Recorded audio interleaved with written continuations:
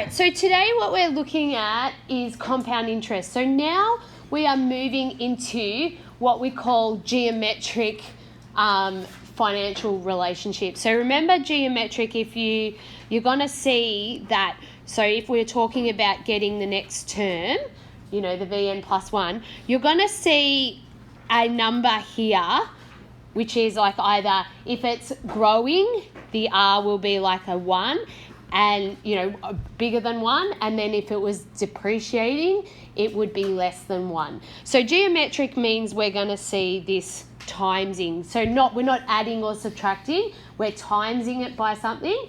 If it's a number bigger than 1, it's going to be growth.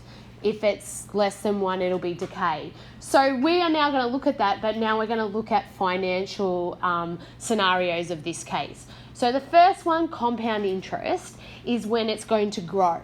So you are going to see interest is added to a loan. So what we find with this compound interest is we borrow money from the bank, say, and they're not going to let us have it for free.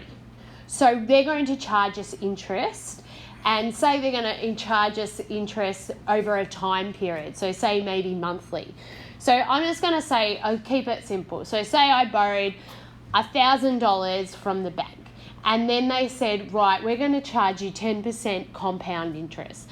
So after 1 month, I'm going to have to pay 10%. So that's $100, right? So I now owe the bank $1,100. And then I get to the second month, they're going to say, right, we're going to charge you for borrowing that money, and they're going to charge me 10% still. But it's now 10% of my new total.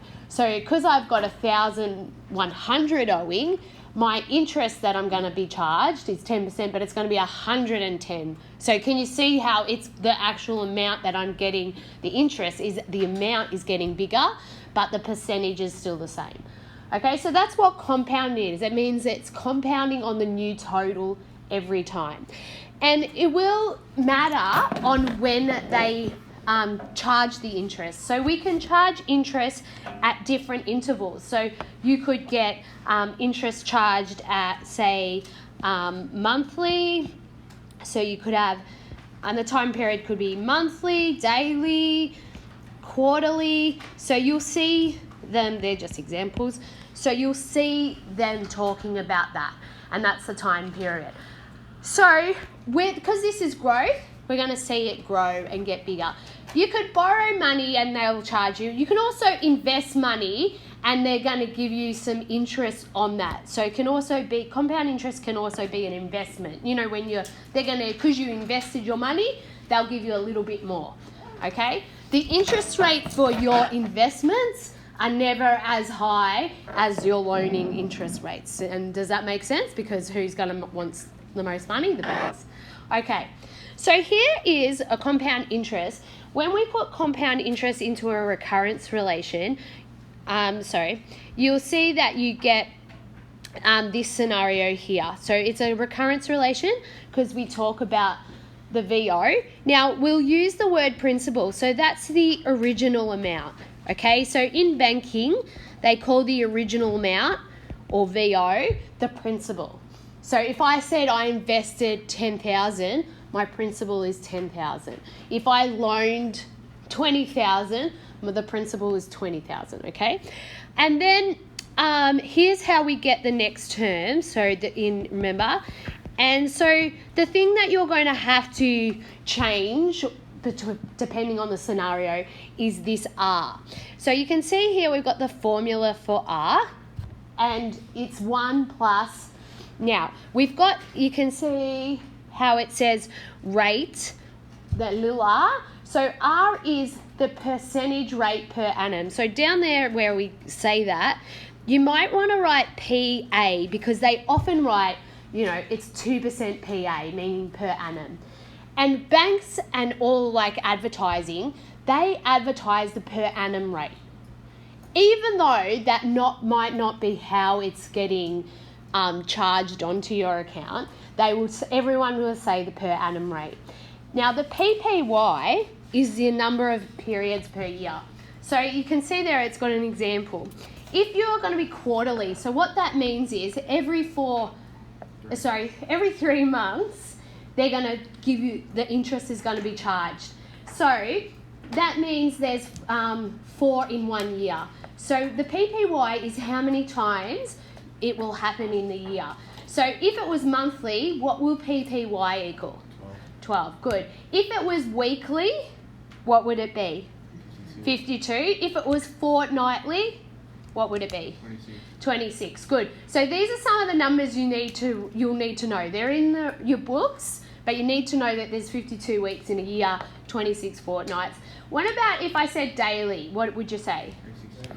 It's 365, and then they often say it's not a leap year, okay? Because how many would it be if it was a leap year?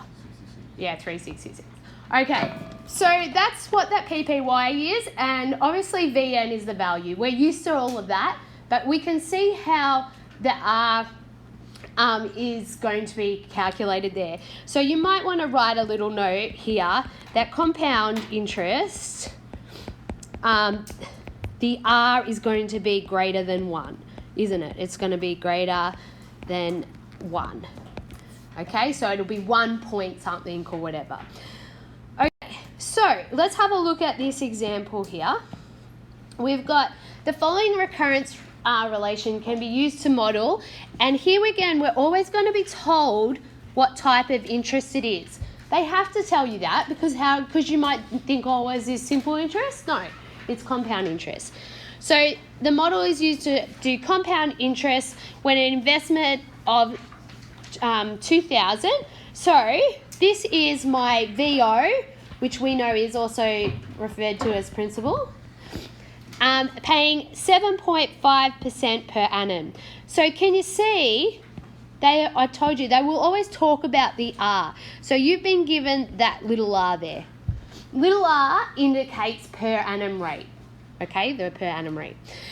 And so we've got that here. So it says use the recurrence relation to find the value of the investment after n years. So this is just like before. You have to show all the working out. So if I was, I'm doing A. So here I would write V1 must equal 1.075 times 2,000, and we'll get a number. Okay, so we get 2,150.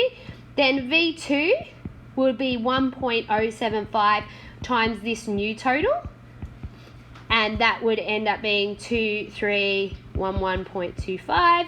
And then V3 would be still 1.075 times the total before, which was 2311.25, and that equals 2484.59.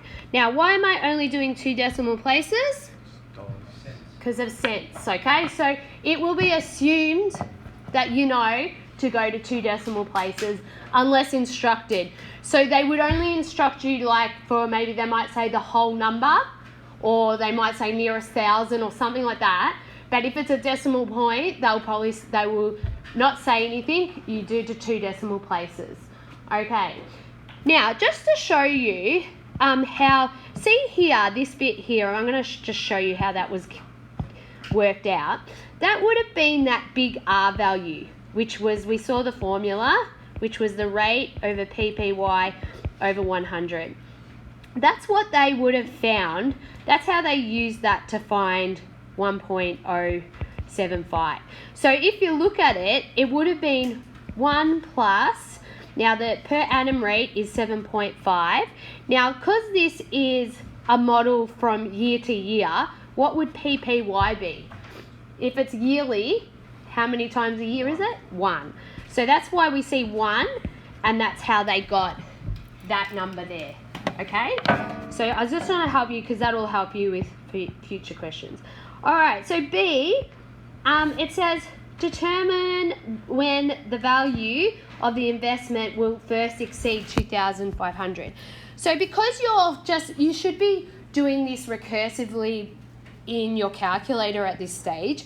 We're already at 2,484. If you press, if you went through another one, you're going to see that it's actually V4 is 2670.94. So we're going to say after 4 years. So we're in there, so we can say 4 years it is. Okay, now, this question C, they just want us to create a new recurrence relation when they said 15,000 is invested. So a recurrence relation means I have to write the VO first, and then I'm going to have to write the n+1 rule. Now, I need to work out what the R is. So I'm going to use that formula here to work it out. So in this case, the rate, what's the rate per annum? Little r is, in this scenario here, 6. And is it just saying, it's just saying yearly, so we'll be over 1 over 100.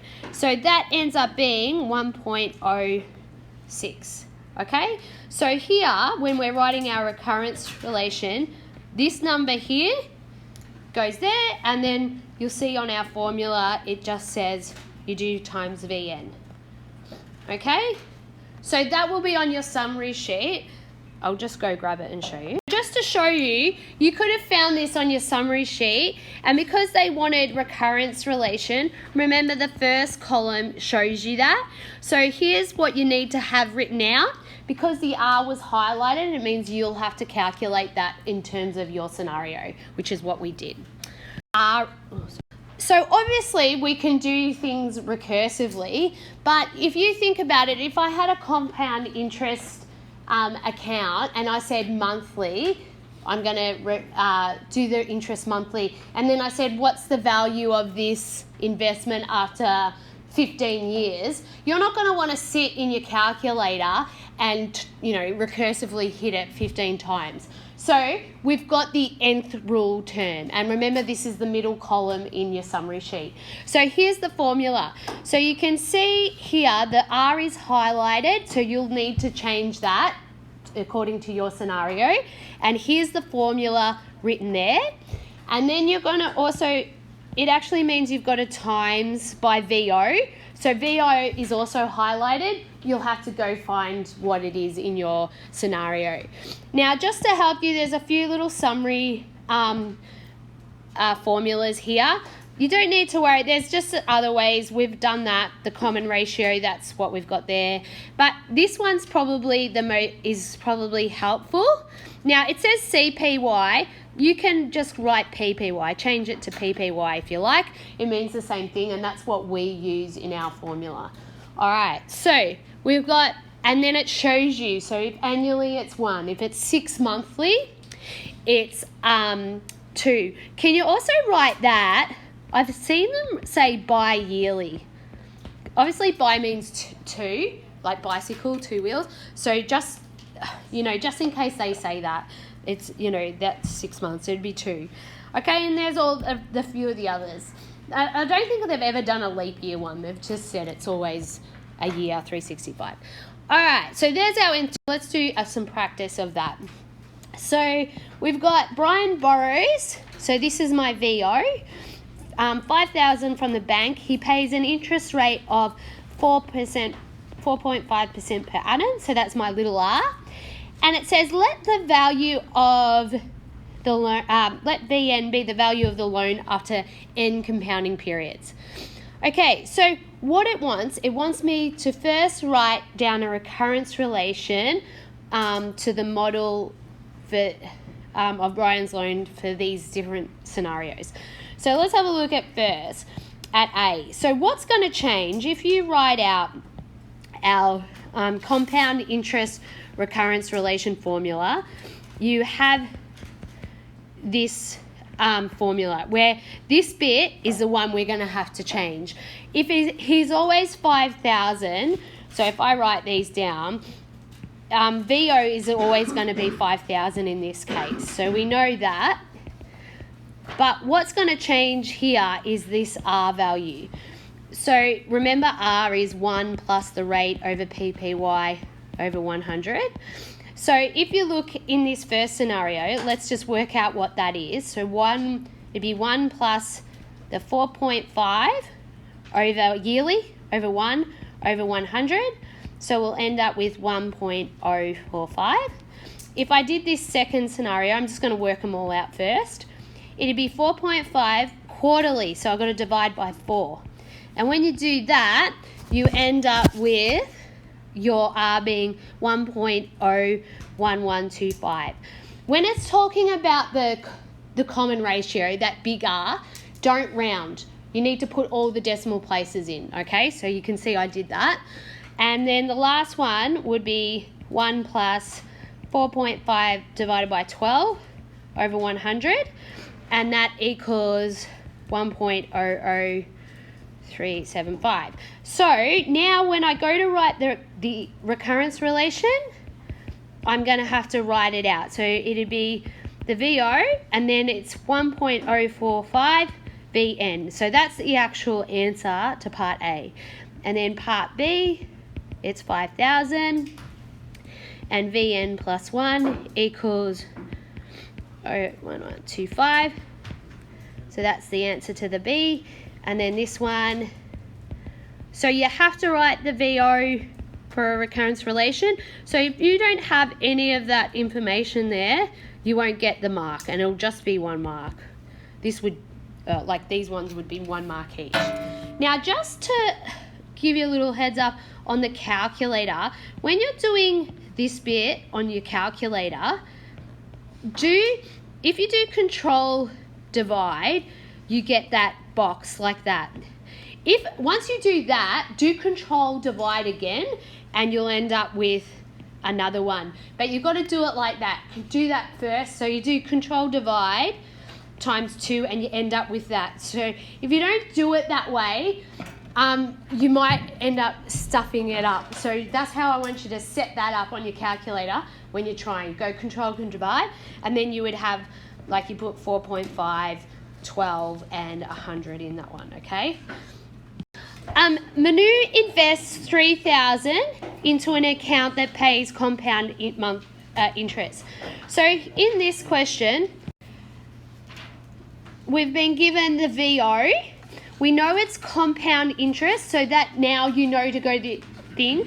And when they say compound monthly, what that's actually telling you is that PPY equals 12. So you need to look for that. So you know it's compound interest and PPY equals 12. And now they've written the recurrence relation that's for N months. So this is the monthly formula. Now, it says the total interest earned by Manu's investment for the first 5 months is closest to. So you could either chuck it in recursively, or we could use the nth term formula if you like. We actually want V5, and if you, if you look up the compound interest nth term formula, it'll be R to the power of N times VO. So if I was doing this scenario, I can see here's R, so it'll be 1.0048 to the power of, now I want the 5th one, so the power of 5 times VO, which is 3,000. So if I do that, and I'll get my answer. So I'm going, which ends up being 3,072.69. So that's the value of the investment. But remember, they invested 3,000. So interest is what the extra bit, isn't it? It's what the extra bit you earn. So let's just write that in here. We're going to write that interest equals the current value minus the VO. So it would be 3,072.69 minus 3,000. Some of these are pretty easy to read off the interest, isn't it? You didn't have to do that. But just to show you, that's what we're doing. So the answer is D. 26. Ray deposits 5,000, so here's VO, in an investment account earning 3% per annum. So they just told me R there. And it says compounding quarterly. So what will PPY equal? 4. Good. Now, it says the rule for the balance of RN So this means they want the nth term. So we want the nth term formula for compound interest, which we already have on our page up here. So we need to find the R in this scenario. And remember, R is this formula.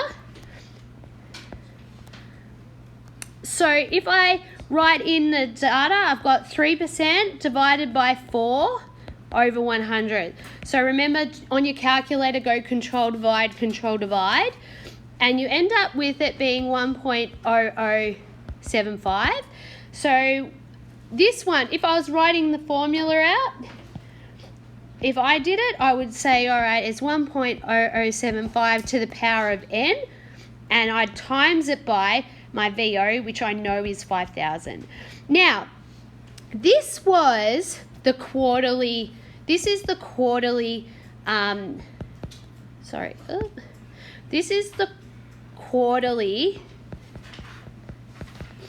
equation. Now, if you look, there's a little trap here. They actually want the equation for n years. Even though they're saying n years, it's still getting compounded quarterly. So how many quarters would we have in a year? 4. So this was a little nasty one. So actually, if they want a yearly formula, I'd have to put 4 there. Yeah? I have to times that by 4. There'd have to be 4 of them compounding quarterly. So where's the answer for this one? E. So was our answer there for the other one? Without it. It was, wasn't it? So a lot of people would have got that one wrong. So you've got to be really careful and see when they say the formula, make sure that if it's not matching, you're going to have to juggle that around. Okay, Samuel opens a savings account. Let BN be the balance of his savings account after n months. So as soon as I read that, I'm starting to write PPY equals 12.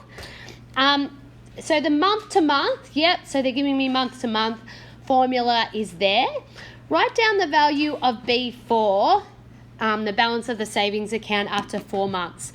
So once again, you know, it's they're saying month to month and it's a savings account, and you can see here this is compound interest when you're timesing. So this is compound interest. So you could go to your formula sheet and look at that. You could either recursively do it, or we could use the nth term formula again, like that. So I could say, because I want V5, I'm going to do 1.003 to the power of, they want V4, don't they? V4 to the power of 4 times VO, which is 5,000, and we get 5,060.27. Okay, now it says calculate the interest rate percentage for the monthly interest rate for Sam's percentage. All right, so what you know is, if you have a look at it,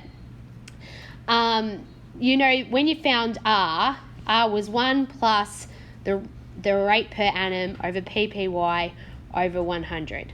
Yeah, so you know in this scenario, I can read up there that R was 1.003. So I could, and we know it's monthly, so I can change that to 12. So if you did this and you did solve, this is going to give you the per annum rate, but they want the monthly rate. So if I do that, I end up with 3.6. So I could say, therefore, 3.6 divided by 12 equals 0.3. That's the monthly rate. So I got the monthly rate. You can read, the other thing is, can you see that, because this was a monthly formula, if you take what's the little decimal point part of that one and times it by 100, you'd get the monthly rate. Okay, the last one, these ones are a little bit more trickier, but that's why we've got to have them in our book so that we have an example of it. So when you go, oh, what am I going to do? And you can follow another one. So after 1 year, the balance of Sam's savings account was this. So if that's 1 year, that's actually V12. Would you agree? Yeah, because it's monthly. So if they're saying after 1 year, I've had 12 months. And then it says, if he'd done this and he added an additional $50 to every month. So what's going to happen is interest is going to get charged, given to him, and then he's going to add another 50. So his total is going up even a bit more. And then it says, what will the savings account? Now, this scenario, this is where you're going to use Finance Solver. But obviously, I wanted to put these questions in compound interest. So all you're going to do is you're going to copy down what I write, how you would do this for Finance Solver. When we get to it, it will all make sense. But you've got a reference for it for when the time comes, okay? So let's write that here. So we're going to write, we'll be using Finance Solver. And it's really, they become really easy. All right, so Finance Solver, N, and I'll just quickly go through it. N is how many compound periods you had in the scenario. So for us, it was 12 months. We're at 12 months. The capital I is going to be your interest rate per annum, which we worked up out here was 3.6. PV is your principal. Now, when you give it to the bank, it's negative. If it comes to you, it's positive. So when you invest, that makes it a negative. So don't stress, this is going to be taught to you. I'm just quickly going through it. Payment is like the same because he's going to make an extra payment, but he's going to give it to the bank, so it's 50. This FV stands for final value, which is what I want to know. And when you go through Finance Solver, there's always only one thing that you don't know.